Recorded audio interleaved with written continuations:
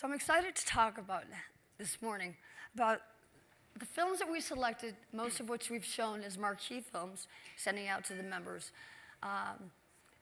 Films that these filmmakers have made. We are lacking one filmmaker today, and unfortunately she had a death in the family, and that's Jorden, Saxton, Hackney.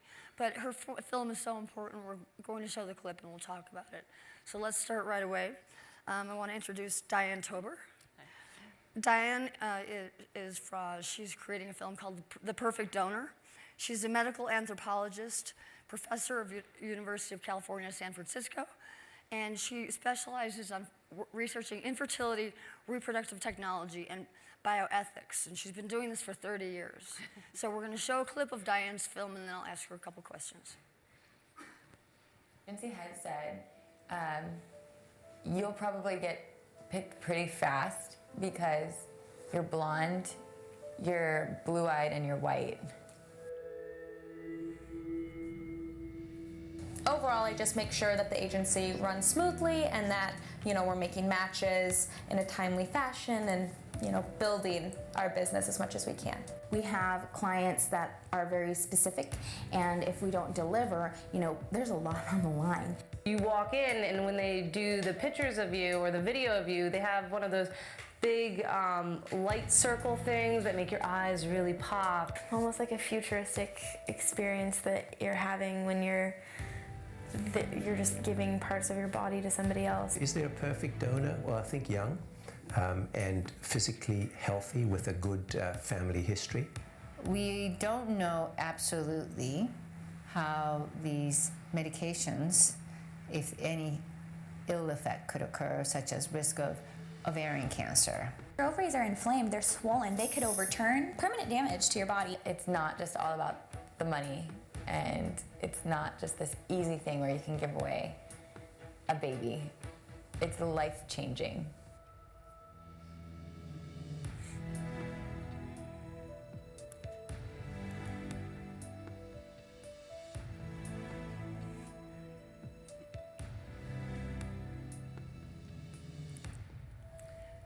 So Diane, thank you. Yeah, this is a film in production. Yeah. What inspired you to make this film? Well, I've been doing research with egg donors, looking at their decisions and experiences since about 2013. And after talking to about 30 egg donors and hearing their stories, some of whom had lost ovaries from the process, some of whom had ended up in the hospital with collapsed lungs because their bodies swelled up with so much fluid, and some had really stories where they were also really happy about what they did. And hearing this range of stories, it just suddenly struck me that I absolutely had to do a film about this. In part because, as a professor with my students, as a mother of 18 to 22, 25-year-old kids and so on, I kept seeing these women as, these could be my daughters, these could be my sisters or my students. And I felt like it was, how could I not do a film on this? Because I feel like women deserve access to all the information before they make these decisions. And they're basically relying on clinics and professionals in the industry, lawyers, physicians, agency recruiters, to have their best interests at heart without necessarily knowing how to advocate for themselves. So I felt like a film would really help give them that information so they'd be better informed in order to self-advocate if they choose that this is something they wanted to do.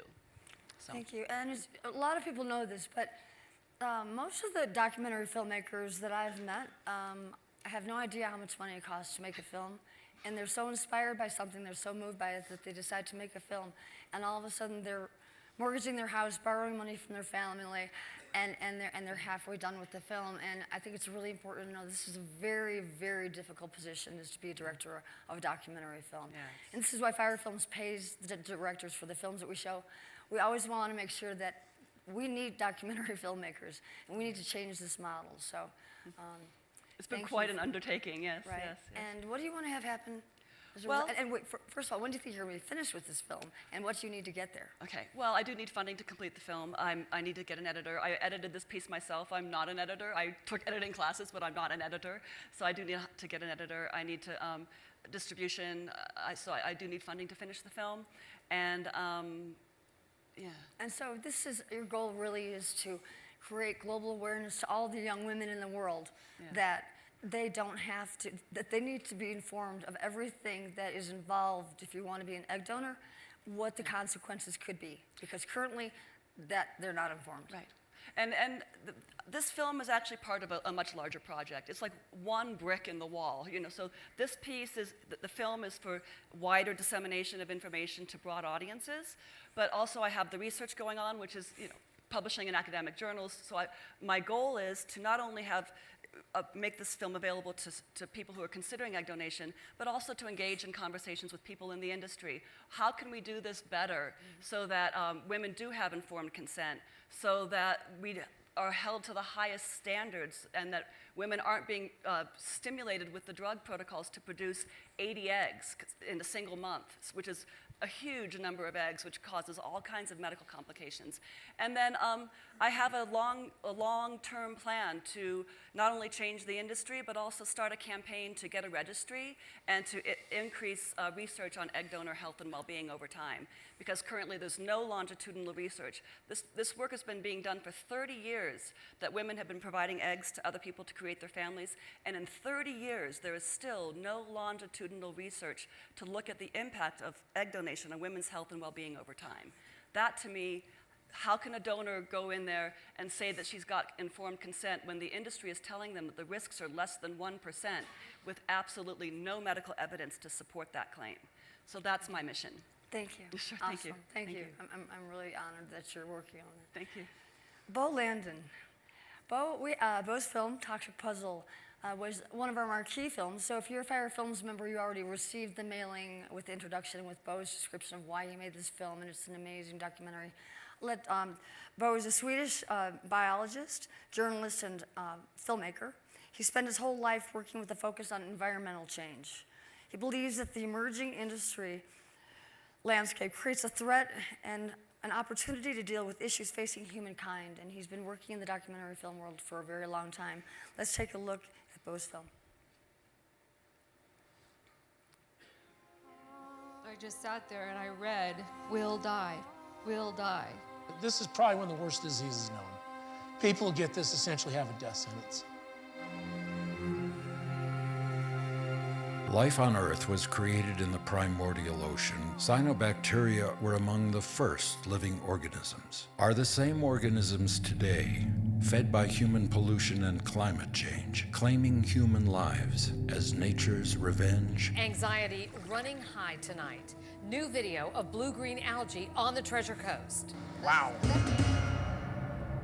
There is a risk that increase in blooms will cause an increase in ALS. But people seem to enjoy their short summer, unaware of the acute dangers. It's a great detective story. Why would there be BMAA in the brains of people who died with ALS and Alzheimer's? What could be a potential environmental source? When you're eating that BMA-laden fish, you don't taste it, so that's much worse. You're taking a risk. It's a risk I would not take myself. One day I thought, why don't I find villages where there's no record of the disease? Because if the people are 100, 105, 104 years old, basically what we're looking here, it looks like I guess like an agricultural market. What I see here is a pharmacy of neuroprotection. I always felt like the cure for ALS is going to come out of left field.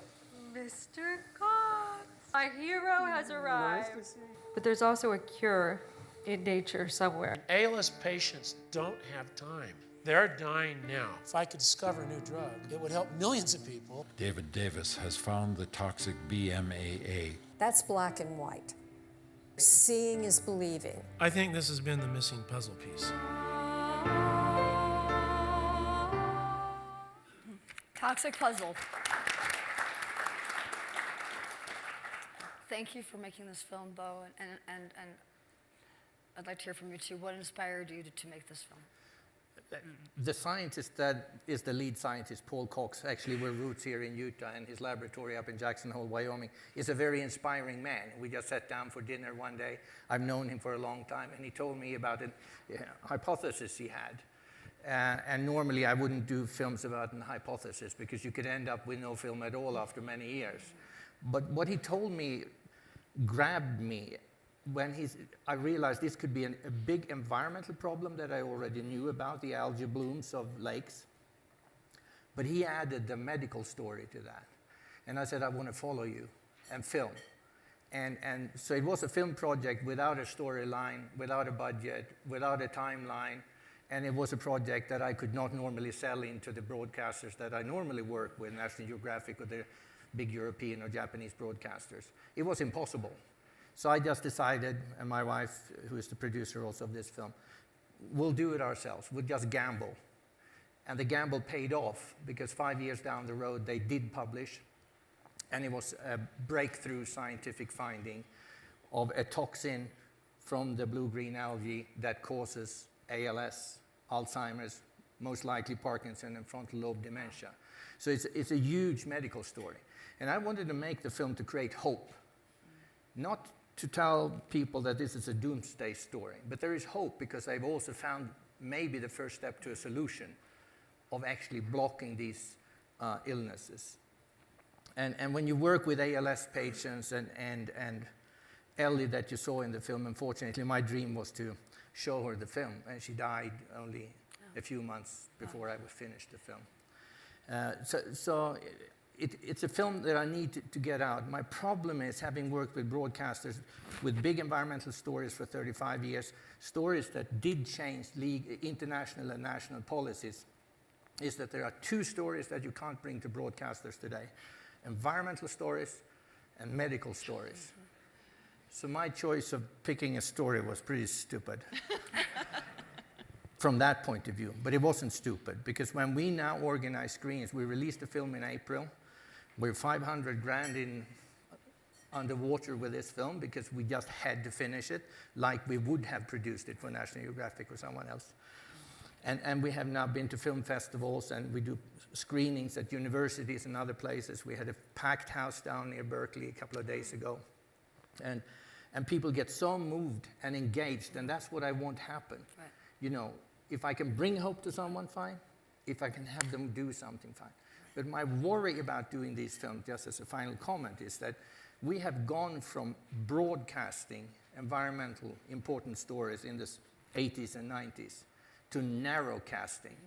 Most of us here are actually doing films for small groups of people, because that's how we can reach them. Right. It used to be tens of millions of people. Now we have to take the 400 or 500 at the time in local cinemas or audience, and that's the scary thing.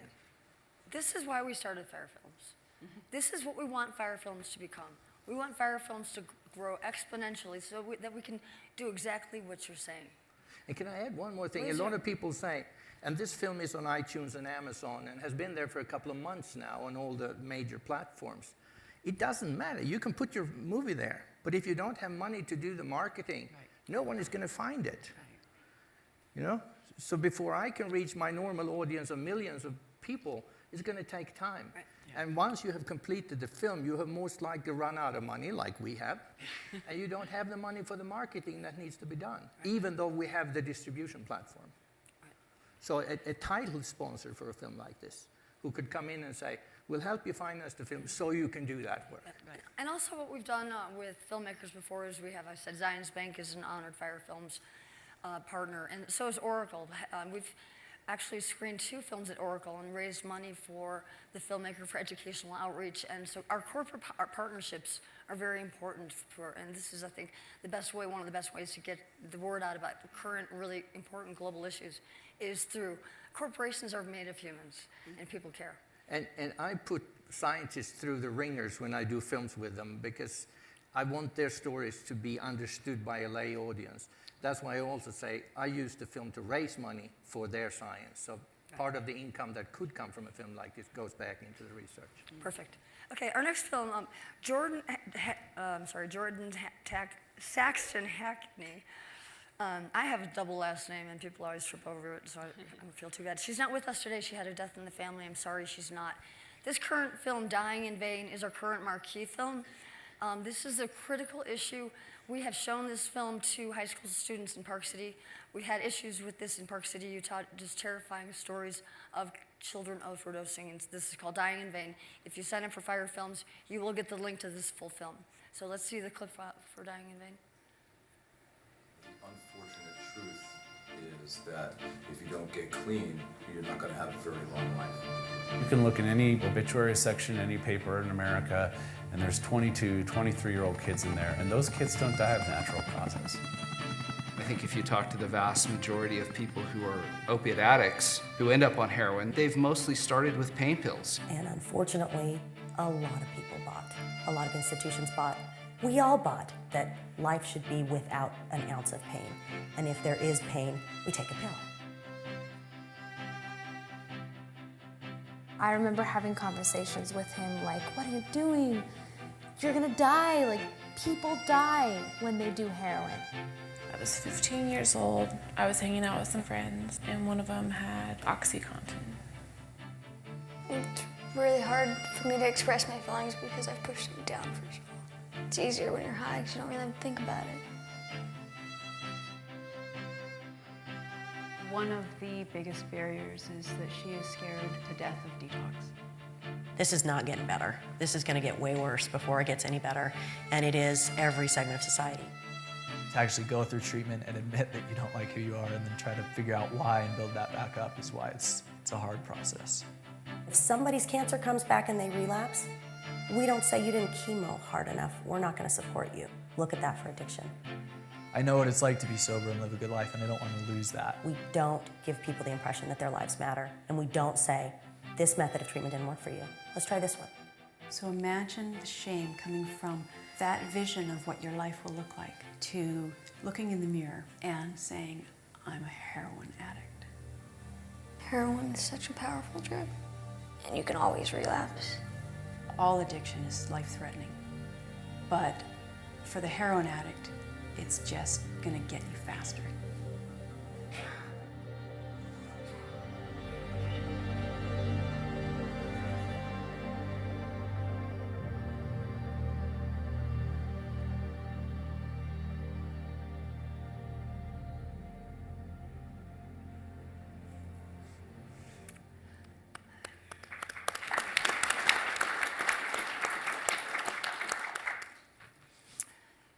Peter Davidson.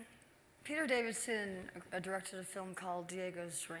Last Sundance, our FiReFilm members were very fortunate to be able to go to the home of Brad and Lisa Wilson. Where are you, Brad and Lisa? Okay, don't back there? Okay, Lisa, there you are. And every Sundance, they open their home, their lovely home, for us to do private screenings for FiReFilm members and the directors. And we're showing these films to 55 people who really care about the world. And we showed, I think, 5 feature-length and then Diego's Dream. Is that correct, Lisa? So let's do a clip. One thing that I want to talk about, though, Peter Davidson is from Humanities in Focus at the University of Utah, which was started by Jeff Metcalf. Jeff Metcalf didn't know how to make a film, saw these inspired students, and created a program called Humanities in Focus. And I think that this was about 8 years ago, probably. It's in its 12th year. 12th year. And many students later, directors like this young man are making powerful short documentaries. And last Sundance, we did a survey, and this was, of all the films that we showed, our audience's favorite film. So let's watch Diego's Dream.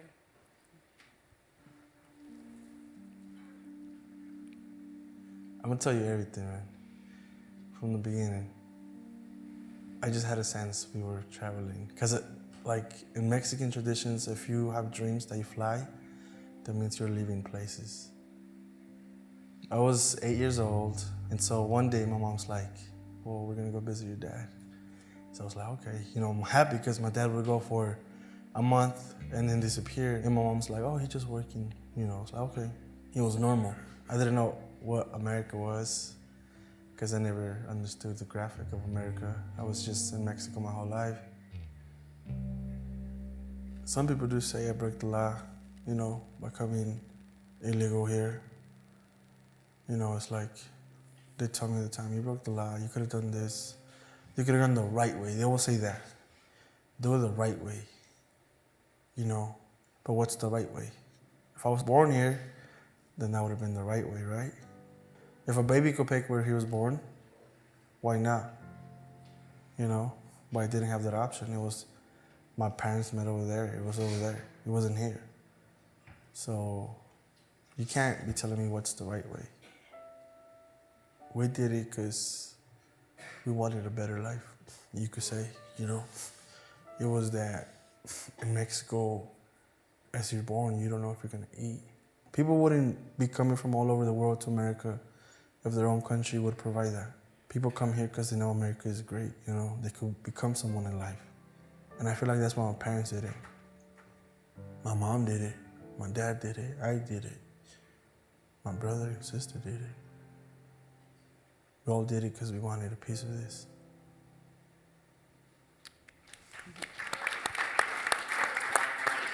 So briefly tell us what inspired you to make this film.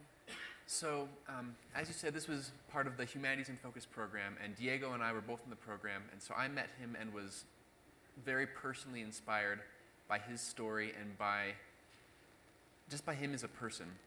And as you can see, you see a little tiny taste of what he went through. The full film, he tells about some of the horrors that he went through crossing the border as an 8-year-old kid. And so in addition to being personally inspired by this amazing story, I think it came at a time that was very timely in our nation's politics. Just months before we started shooting this film was when then candidate Donald Trump gave his famous quote about how when Mexico sends immigrants, they're not sending their best. He said they're bringing crime, they're bringing drugs, they're rapists. And that hateful opinion is shared by so many people in America.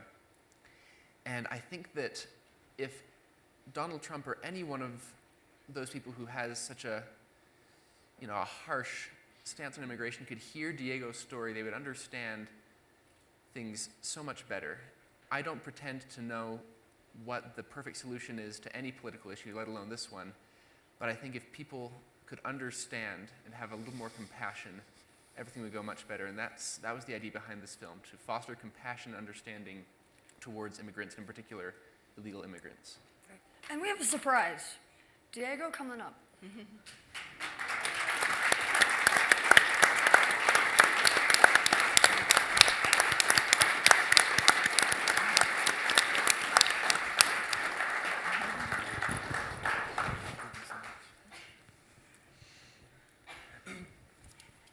At Lisa and Brad Wilson's home, when Diego was there, we had this moved audience, and in the audience was an attorney and a doctor. And I don't know if I'm sure this seems like yesterday. Diego was saying that his father was very ill, had to go across the border to get surgery, and would never probably see Diego or his grandchildren ever again, and that he was wounded on the job. And from our audience came an attorney who said, I'm going to talk to that employer and get some compensation for you, and a doctor who said, I'm going to help you up. You don't need to cross, your father does not need to cross the border. It turned out differently. Diego's father's fine, but Diego, I think that I am so honored to have you here with us. Thank you for having me here. And to represent such strength and courage for all that you've been through, that FiReFilms is standing behind you to help you in any way that we can, and to say thank you. I just want to thank everybody for coming out here and having me here. It's an honor to show pretty much the other side beyond the border, you know. It's not just people that come to take your jobs. I'm here because I want to study. I want to make, jobs. I want to create jobs. I want to make America was one great. I want to build companies. And so for our president to judge students that right now are working for the degrees like me, it's going to be hard in the next couple months because DACA could be gone for a lot of dreamers, and that could be my brother and sister. And that means that they no longer could provide for their families. My sister has 2 kids. I'm still not married, but I want to provide for my family. I want to get a degree at the University of Utah. So when people say those kids committed a crime, I think you should really give them a chance to pretty much see what kind of talent they have. What do they bring to the table? And then from there, you can make your decision. And I'm one of those. You could get a taste of me, and if you love me, then why not? Give me a chance. I just want to thank everybody once again for having me here. And I just look forward, and hopefully you guys see me in bigger films, pictures, and I'll always look back at this day and be glad that I took this step forward and being the voice that nobody really wants to talk about. And I want to thank Peter for showing my film. It's been up and down, but it's been a nice road for me. I just want to thank FiReFilms as well, and thank you guys. Thank you.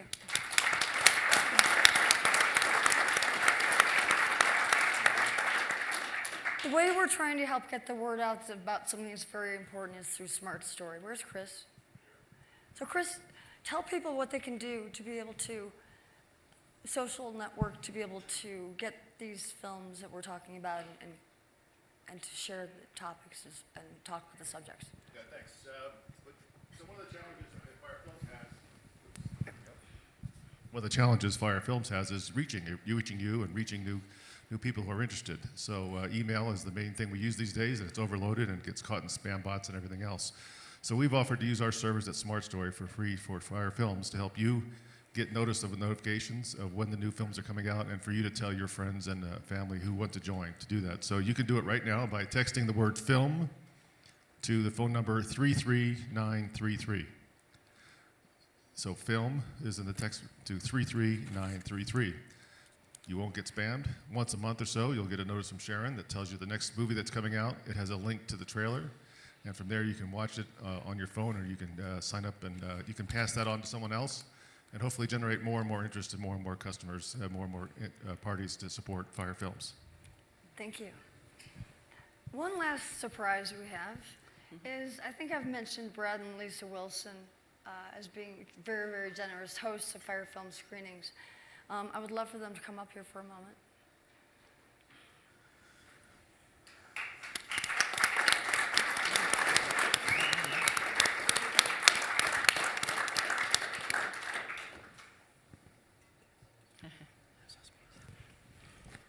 Kind of hard to get up here, isn't it? You can sing. I might.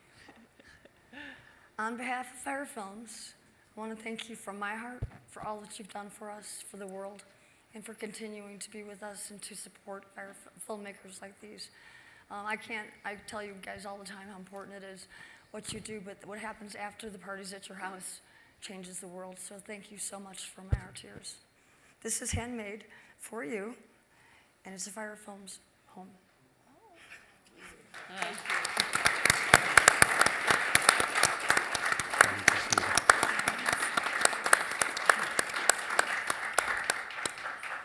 We have 15 seconds for one question. I don't think that we're going to probably be able to do that. Does anybody have a question for anybody on the panel? Okay, I think we left on a high note, so we're out of time. We're right on time now. Thank you. Thank you.